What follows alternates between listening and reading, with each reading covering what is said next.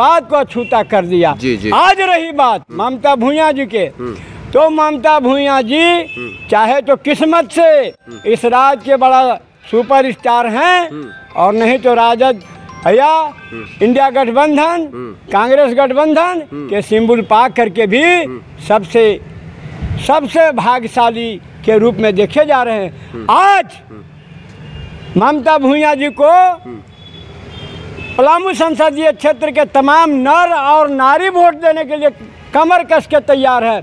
इसलिए ममता भूया जी की जीत सुनिश्चित है।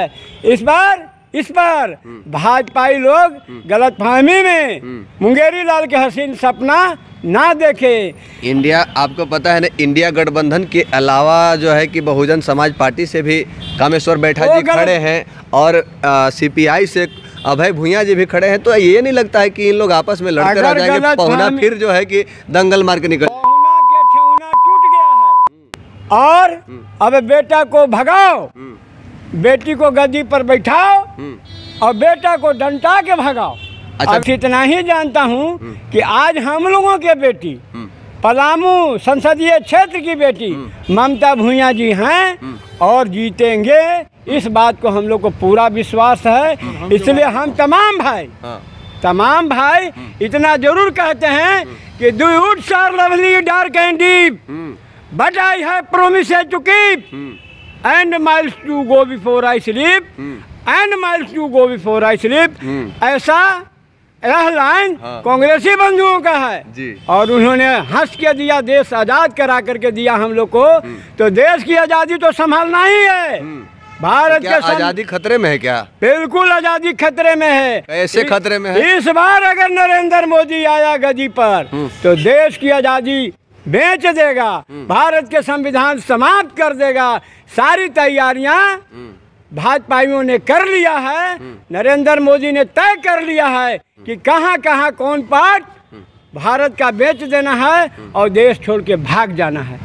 तो ये बात तो है जी। पाकिस्तान जो है कि थरथरा रहा है उधर, और पूरे देश दुनिया में हिंदुस्तान का नाम पूरा रोशन कर रहे हैं, और आप इस तरह से बोल रहे हैं। दुनिया का सबसे झूठा बात यही है जो नरेंद्र मोदी जी को नेतृत्व को स्वीकार करता है, वह देश के लिए भी कुछ कमजोरी करता है।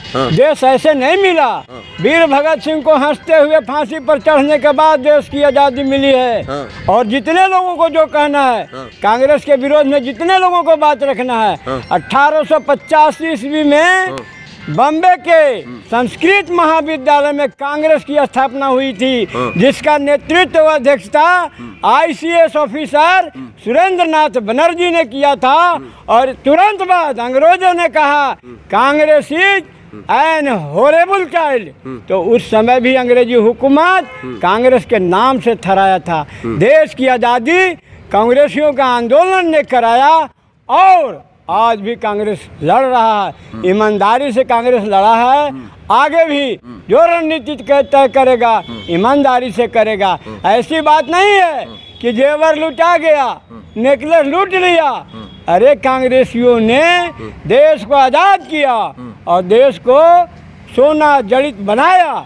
आज जब तलवार कलेजा में भोंका जाता था और हंसने के लिए कहा जाता था, तो कांग्रेसी नेतृत्व ने ही देश को आज़ाद कराया। और उस सभी लोग कहते हैं कि हम लोग यहाँ नहीं देख रहे हैं, हम लोग वहाँ मोदी जी को देख रहे हैं। तो अच्छा, पब्लिक को, जनता को, यहाँ के जो पलामू की जनता है, इन लोगों को किस मुद्दे पे वोट करना चाहिए? मोदी जी को वोट देख करके वोट करना चाहिए या विकास के मुद्दे पे वोट करना चाहिए? मोदी जी देश के लिए